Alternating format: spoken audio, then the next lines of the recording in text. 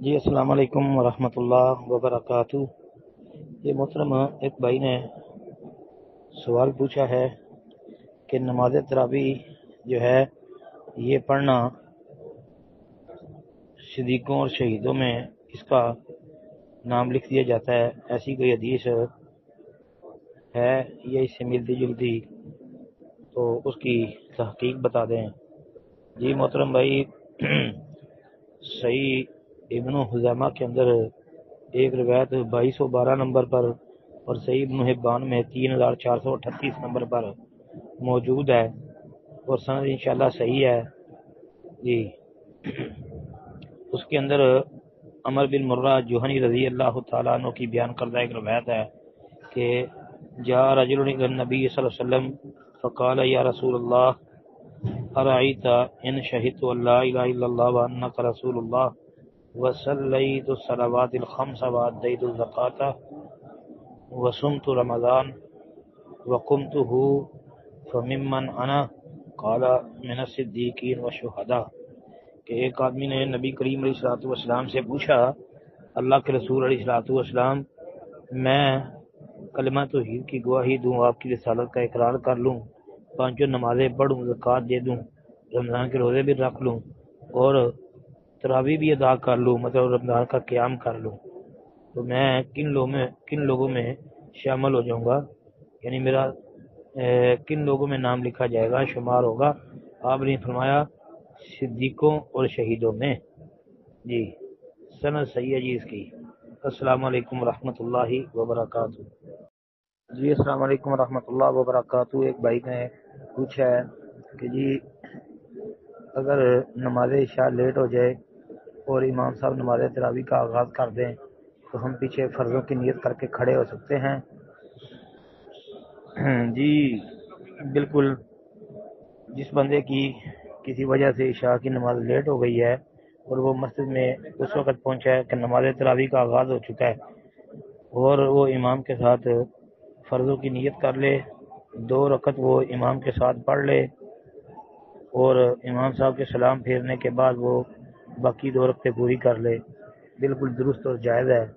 تو یہ یاد رکھے کہ نفل پڑھنے والا جو ہے امام ہو تو نفل والے کے پیچھے فرض ہو جاتی ہے۔ جی دلیل وہ معاذ بن جبل رضی اللہ تعالیٰ عنہ والا مشہور و معروف واقعہ جو صحیح مسلم، سنن نسائی اور صحیح بخاری وغیرہ کے اندر موجود ہے جی، کہ نبی کریم صلی اللہ علیہ وآلہ وسلم کے ساتھ وہ عشاء کی نماز پڑھتے، پھر اپنے محلے میں اپنے علاقے میں جا کے لوگوں کی امامت کراتے۔ ایک رات انہوں نے نبی علیہ الصلوۃ والسلام کے ساتھ عشاء کی نماز ادا کی اور اپنی قوم کو پھر جا کر یہ نماز پڑھائی۔ تو یہ نماز جو معاذ رضی اللہ عنہ اپنے محلے کے اندر اپنے علاقے کی مسجد میں جا کے پڑھاتے تھے، وہ معاذ کی نفل ہوتی تھی اور نبی علیہ السلام کے ساتھ جو پڑھی ہوتی تھی وہ فرض ہوتی تھی۔ جی جس طرح کہ جابر بن عبداللہ رضی اللہ تعالیٰ عنہ کی بیان کردہ ایک حدیث سنن دار قطنی کے اندر اور سنن پورا بہقی کے اندر موجود ہے۔ سنن دار قطنی جلد 1 صفحہ 274 دیکھتے ہیں کہ معاذ رضی اللہ تعالی عنہ اللہ کے رسول علیہ السلام کے ساتھ عشاء کی نماز پڑھتے، پھر اپنے لوگوں کے پاس واپس جاتے اور انہیں نماز عشاء پڑھاتے۔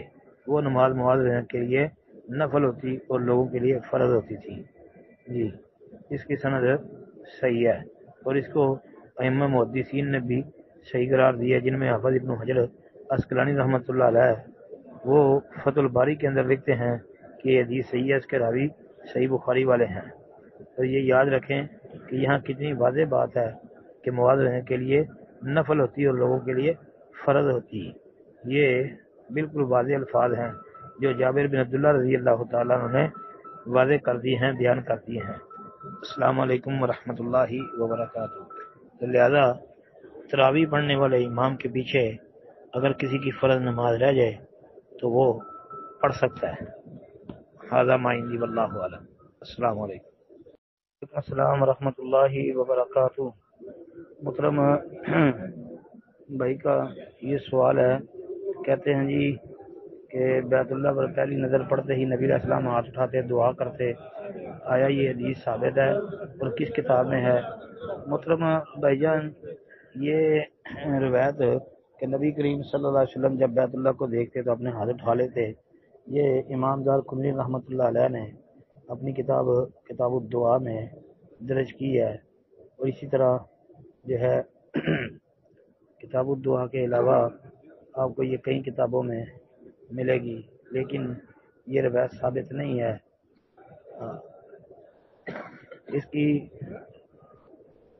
سند میں جی شدید ضعیف بلکہ کذاب متروک راوی موجود ہے۔ یہ الفاظ کہ اللہم زد ھذا البیت تعظیما و تکریما و تشریفا او کما قال، یاد رکھیں کہ نبی کریم علیہ الصلوۃ والسلام کا بیت اللہ پر نظر پڑتے ہی ہاتھوں کا اٹھا لینا اور پھر یہ کلمات کہنا یہ ثابت نہیں، یہ موضوع روایت ہے، کیونکہ اس کی مرکزی علت میں بیان کر دیتا ہوں۔ یہ عاصم بن سلیمان الکوزی اس میں متروک راوی ہے، بلکہ بعض ائمہ محدثین نے اسے کذاب بھی قرار دیا ہے۔ تو یاد رکھیں کہ اس بارے میں نہ کوئی مرفوع روایت ثابت ہے، نہ مرفوع اور نہ کوئی موقوف وغیرہ، لہذا یہ صحیح نہیں ہے۔ البدر المنیر کے اندر ابن ملقن وغیرہ نے بھی جرح کی ہے، پھر علامہ ہاشمی رحمۃ اللہ علیہ نے مجمع الزوائد کے اندر اس روایت کو ذکر کیا اور عاصم بن سلیمان کے اوپر جرح کیے سے متروک الحدیث قرار دیا ہے۔